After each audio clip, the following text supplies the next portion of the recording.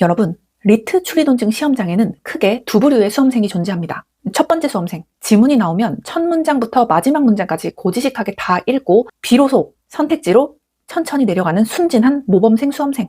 두 번째 부류는요, 시험지를 받자마자 문제의 선택지 그리고 지문의 구조부터 빛의 속도로 스캔하여 오늘 내가 지문에서 사냥해야 할 타겟을 완벽하게 조준하고 빠르게 문제를 풀어가는 인류 수험생입니다. 오늘 제가 전수해드릴 선택지 공략 순서는요, 야매나 사이비 이런 거 아니고요, 나름 비용 대비 효과를 철저하게 계량화한 합리적인 실전 꿀팁만 모았습니다. 자, 그럼 시험장 10분을 벌어다줄 선택지 격파 기술 지금 바로 시작합니다.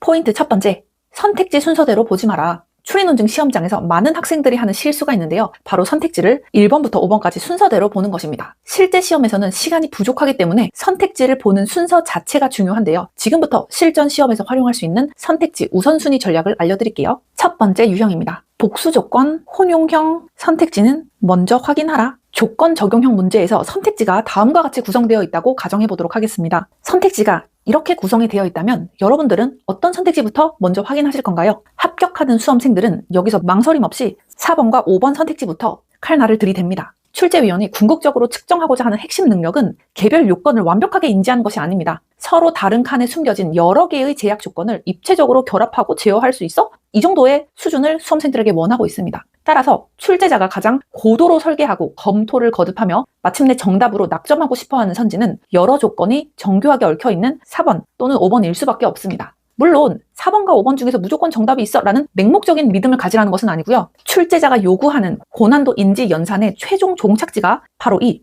복수 조건 혼용 선지에 있기 때문에 이곳을 가장 먼저 확인하는 것이 정답에 도달하는 최단 루트라는 뜻입니다. 두 번째 케이스입니다. 견해 비교형에서는 어느 견해에 따르든을 먼저 보라. 예를 들어서 선택지가 이렇게 구성되어 있었다면 여러분들은 어떤 선택지 먼저 보실 건가요? A견해 먼저 읽고 1번, 3번 풀고 B견해 읽고 2번, 4번 풀고 마지막으로 5번 풀어야지 라고 생각하시는 분들 계신가요? 저라면 5번 선택지를 가장 먼저 확인할 것입니다. 우리는 왜 5번 선지부터 타격해야 될까요? 논리학적으로 어느 견해에 따르든 성립한다 라는 명제는 가장 넓은 정당화 범위를 요구하는 가장 강력한 주장이기 때문입니다. 이 명제가 참이되려면 A 견해에서도 참이되어야 되고 동시에 B 견해에 대해서도 참여해야 됩니다. 그런데 이 말은 역설적으로 가장 무너지기 쉬운 논리적 취약점을 가졌다라는 뜻이기도 합니다. 따라서 두 견해를 다 검토하라는 얘기가 아니고요, 먼저 문제에서 A 견해가 위에 있겠죠? A 견해를 먼저 가볍게 스캔을 한 직후 그 확보된 정보 하나만 들고 바로 다섯 번째 선지로 오라는 겁니다. 만약에 내가 방금 읽은 A 견해의 관점에서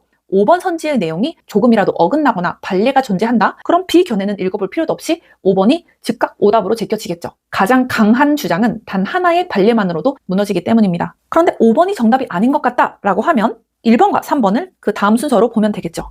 두 번째 포인트, 선지가 많은 견해부터 공략해라. 두 번째 전략인데요, 추리논증에서 갑을처럼 두 견해가 대립하는 제시문이 나오면 지문부터 무작정 읽지 마세요. 먼저 선택지를 빠르게 훑어보시는 것을 추천드립니다. 자, 지문에서 갑과 을의 견해가 대립을 하고 있고 선택지를 보니까 선택지가 5개죠. 1, 2, 3, 4, 5에서 1번, 3번은 갑의 견해에 대한 판단이고 2, 4, 5번은 을의 견해에 대한 판단이다 라고 가정해 보도록 하겠습니다. 대부분의 많은 수험생들이 갑과 을이 견해가 대립하는 제시문이 나오면 갑부터 바로 그렇게 착하게 들어갑니다. 그리고 을도 읽고 그리고 핵심도 잡고 그리고 이제 1번부터 이렇게 보면서 OX, 세모 이렇게 표시를 하면서 문제를 읽죠. 이 방법 너무나도 모범적인 방법인데 시간 압박이 있는 추리논증 시험에서는 조금 지양하는 방법이라는 얘기예요. 지문부터 들어가지 말고 선택지를 보니까 지금 갑에 매칭된 선지는 2개고 을에 매칭된 선지는 3개입니다. 그러면 여러분들은 갑이 아니라 무조건 을부터 먼저 보시는 게 좋습니다. 이유는 굉장히 단순한데요, 지문을 읽는 시간 투자 대비 아웃풋의 효율이 을이 더 높기 때문입니다. 우리가 을의 입장과 논거를 정리해서 선택지로 가면 무려 3개의 선택지의 진위를 한 번에 판정할 수가 있습니다. 하지만 똑같은 시간을 들여서 갑의 입장을 먼저 파악하면 고작 2개의 선택지만 건드릴 수가 있겠죠. 따라서 시간 대비 효용성이 극대화되는 을부터 붕괴시키는 것이 제한 시간 내에 정답을 확정짓는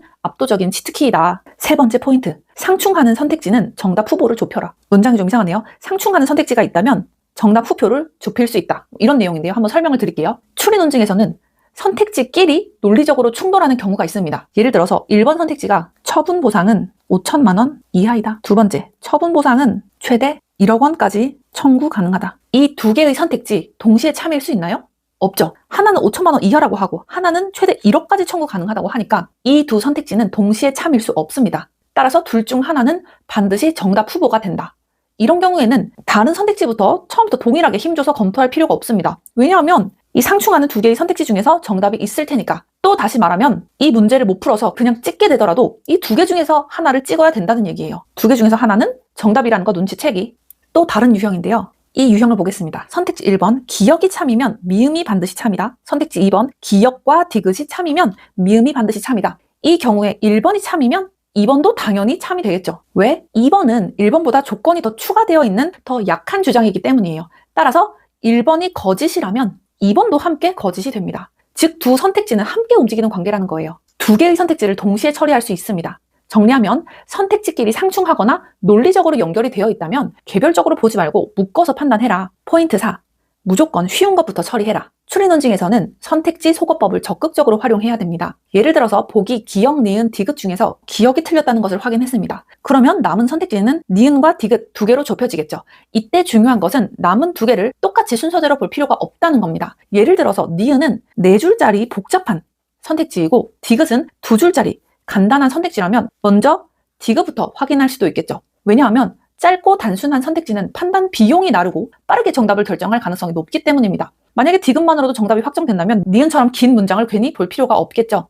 그렇다면 아니 선생님 니은 디귿 두 개가 남았는데 두 개 다 이렇게 똑같이 세 줄인데요? 이렇게 문장 길이가 비슷할 때는 어떻게 해야 될까요? 그때 작동해야 하는 두 번째 기준은 바로 트릭을 얼마나 썼느냐. 추리논증 출제자들이 매력적인 오답 선지를 설계할 때 사용하는 고유 방식이 있는데요. 바로 다중 비틀기입니다. 조건을 한번 비틀고 거기에다가 예외 조항을 섞고 거기다가 시기나 주체를 교묘하게 한 번 더 꼬아서 내는 식이죠. 따라서 여러분들이 선지를 쭈르륵 훑었을 때 상대적으로 덜 꼬여 보이고 논리적 서술이 담백하면서 수식이 좀 배제된 선택지가 있을 겁니다. 그 녀석이 바로 출제자의 함정이 가장 덜 묻어있는 저항감이 적은 선지입니다. 그러니까 꼬인 실타래를 하나하나 정확히 풀려고 덤비지 말고 가장 덜 꼬인 헐렁한 선지부터 풀자. 그리고 정답만 빠르게 치고 빠지자는 거예요.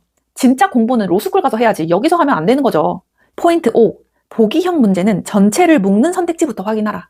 여러분은 출제위원회의 선택지들을 구성할 때 가장 심혈을 기울여서 제작하고 가장 정답으로 만들고 싶어하는 선택지가 무엇인지 아시나요? 그것은 바로 가장 넓은 정보량을 한 번에 제어하는 선택지입니다. 단순히 지문 구석탱이에 있는 한 단어 읽었는지를 묻는 단독 선지는 출제자 입장에서도 변별력을 확보하기가 어렵거든요. 따라서 진짜 실력이 있는 고득점자를 가려내기 위해서 설계한 선지는 여러 보기를 공통점, 차이점 혹은 종합적으로 엮어버린 선지입니다. 자, 그럼 케이스 두 개를 나눠서 한번 해볼게요. 첫 번째 케이스, 공통점 선지 공략의 법칙. 자, 선택지 구성이 다음과 같이 분산되어 있다고 해볼게요. 여러분들, 이런 선택지를 맞이하셨다면 어떤 선택지부터 읽으실 거예요? 어떤 순서로 읽으실 거예요? 한번 지금 일시정지 해놓고 나는 몇 번부터 볼 것 같아 라고 한번 생각을 해보시겠어요? 네.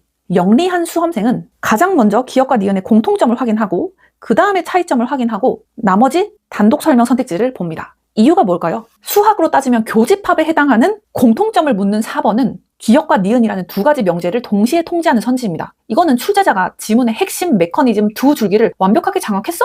이거를 평가하기 위해서 설계한 출제 제1순위 타겟인 거죠. 쉽게 말해서 출제자가 가장 정답으로 밀고 싶어하는 매력적인 선택지라는 뜻입니다. 그 다음 4번이 정답이 아니라면 교집합을 제외한 여집합 영역인 차이점을 묻는 3번을 확인하고 마지막으로 단독 선지들을 볼 때 그것도 기역, 니은, 디귿 순서대로 보지 마시고요. 가장 짧고 단순한 선택지부터 확인 사살을 해주면 30초 아낄 수 있다. 두 번째 케이스는 변별력을 극대화하기 위해서 다중 보기를 하나로 묶어놓은 복합 선지 배치인데요. 이런 선택지가 있다면 여러분들은 어떤 순서로 보실 건가요?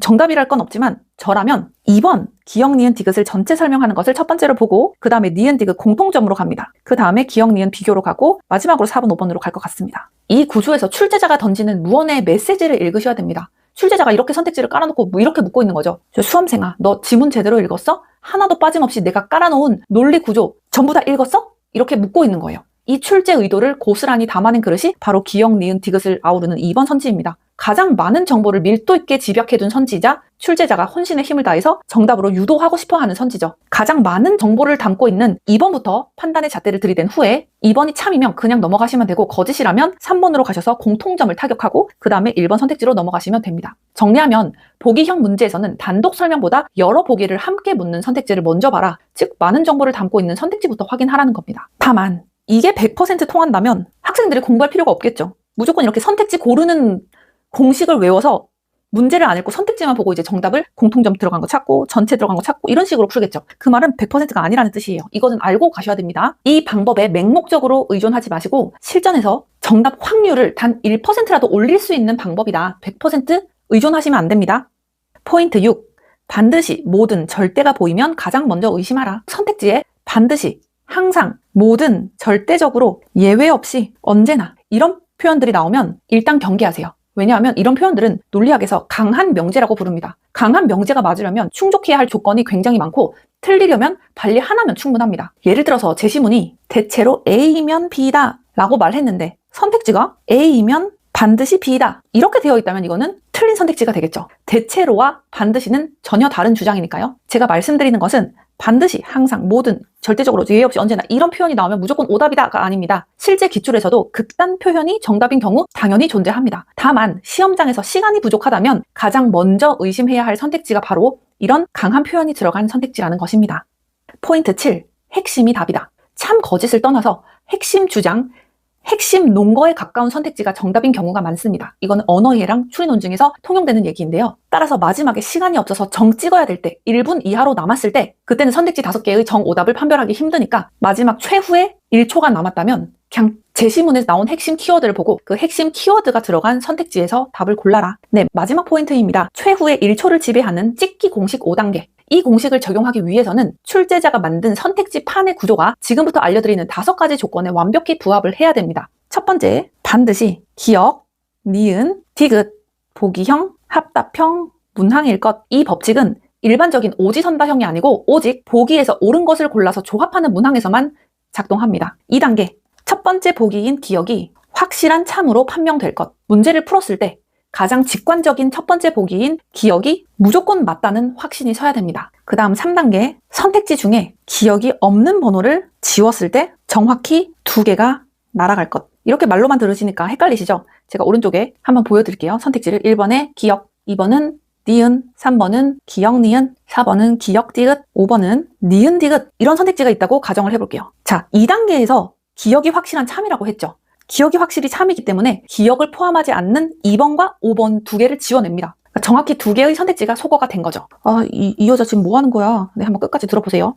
4단계, 지워진 2개의 선택지에서 공통적으로 중복되는 보기를 찾을 것. 다시, 지워진 2개의 선택지에서 공통적으로 중복되는 보기를 찾을 것. 자, 방금 지워버린 2번과 5번을 볼게요.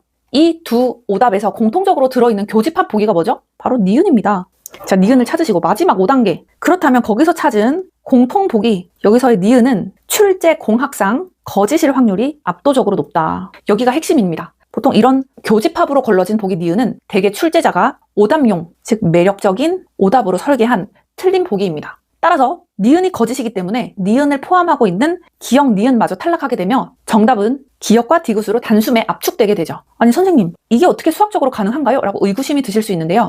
이거는 철저한 출제 설계의 규칙 때문에 이게 가능합니다. 출제위원이 오답 선지를 만들 때 가장 두려워하는 것은 수험생들이 보기 3개 중에서 단 하나의 보기만 풀고도 정답을 맞추는 것을 제일 두려워해요. 그렇기 때문에 출제자는 특정 보기, 예를 들어서 오답인 니은을 정답 선지군과 오답 선지군 양쪽에 아주 골고루 뿌려놓는 배분 작업을 거치게 되는데요. 이 배분 메커니즘의 꼬리를 역으로 밟아 들어가는 것이 바로 이 공식입니다. 단 이 기법이 망병풍치약은 아닙니다. 아까도 말씀드렸지만 보기가 없는 그냥 오지선다형, 보기가 없는 단순 오지선다형 안 되고요. 기역이 거짓이면 또 안 됩니다. 또 기역이 없는 번호를 지웠을 때 지워지는 개수가 2개가 아니라 3개가 지워진다? 라고 하면 또 적용되지 않고요. 기역, 니은, 디귿 모두 참인 문항에서는 적용되지 않습니다. 이 8번째 방법은 철저하게 내 뇌가 이제 한계에 다다랐어. 진짜 이제 마지막으로 적용할 수 있는 최종 병기야. 이럴 때 꺼내 쓰셔야 됩니다. 자, 이렇게 4강도 끝났고요. 수험생 여러분, 한마디만 드리고 끝낼게요. 시험지 위에 인쇄된 활자 중에 우연히 배치된 것은 단 하나도 없습니다. 선택지 번호 하나, 보기의 조합 하나조차 출제위원들이 치열한 통계적 계산 끝에 늘어놓은 수학적 그물망입니다. 제가 이 강의를 찍은 이유는요. 남들이 시험장 1분 1초 동안 긴장감에 손을 떨면서 연필을 굴리고 모든 선택지를 분석할 때 여러분들은 출제자가 쳐놓은 그물망의 규격을 역이용하라는 거예요. 따라서 리트 선택지에 숨겨진 선택지의 빈틈을 찔러서 가장 완벽하고 차분하면서도 여유 있게 정답 체크를 하시길 바랍니다. 네, 4강은 여기까지이고요. 여러분들의 합격을 진심으로 기원하겠습니다. 감사합니다.